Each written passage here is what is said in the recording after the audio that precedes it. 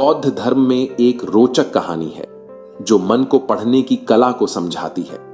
ये कहानी एक बौद्ध भिक्षु के 4 विद्वानों के बारे में है जो अपने आध्यात्मिक गहराई में शिक्षित थे।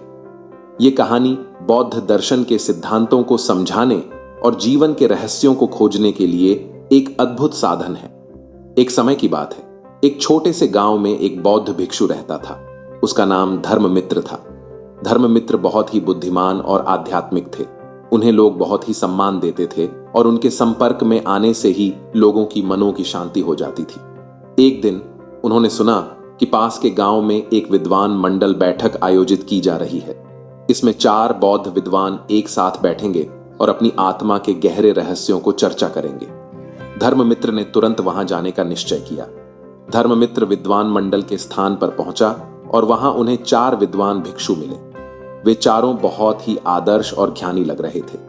धर्ममित्र ने उनका स्वागत किया और उनसे उनके आत्मिक ज्ञान के बारे में सीखने की इच्छा जताई। विद्वानों ने धर्ममित्र को एक प्रश्न पूछा, क्या तुम अपने मित्रों के मन को पढ़ सकते हो? धर्ममित्र ने यह सुनकर कुछ देर सोचने लगा, क्योंकि उन्हें पहली बार ऐसा प्रश्न सुनने को मिला था। लेकिन उन्होंने अपना विश्वास नहीं खोया और कहा, हाँ, मैं उनके मन को पढ़ सकता हूं। विद्वानों ने धर्ममित्र को एक चुनौती दी। उन्होंने कहा, अगर तुम वाकई हमारे मन को पढ़ सकते हो तो हम तुम्हें एक विचित्र और गहरा सवाल पूछेंगे जिसका उत्तर तुम्हें बिना बोले देना होगा। क्या तुम तैयार हो? धर्ममित्र ने हाँ कह दिया।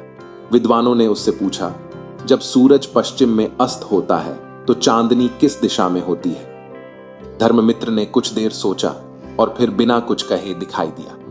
विद्वानों ने हैरान होकर पूछा, तुमने अपने मन की शक्ति से इस सवाल का उत्तर कैसे दिया? धर्ममित्र ने उत्तर दिया, मनुष्य की ज्ञान और अनुभव की शक्ति उसके विचारों को पढ़ सकती है और मैंने सोचा कि चांदनी किस दिशा में हो सकती है, जो कि पश्चिम की दिशा है, क्योंकि सूरज पश्चिम में अस्त होता है।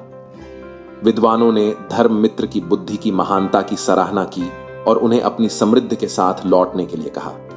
इससे धर्ममित्र का आत्मविश्वास और उनकी बौद्धिक शक्ति में वृद्धि हुई। यह कहानी बताती है कि मनुष्य की आत्मा में गहरे ज्ञान की शक्ति होती है।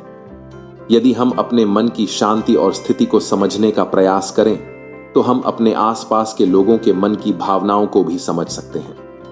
ध्यान और आत्म साक्षात्कार के माध्यम से हम अपने मन की गहराइयों में प्रवेश कर सकते हैं, जो हमें अन्य लोगों की भावनाओं को समझने में सहायक हो सकता है।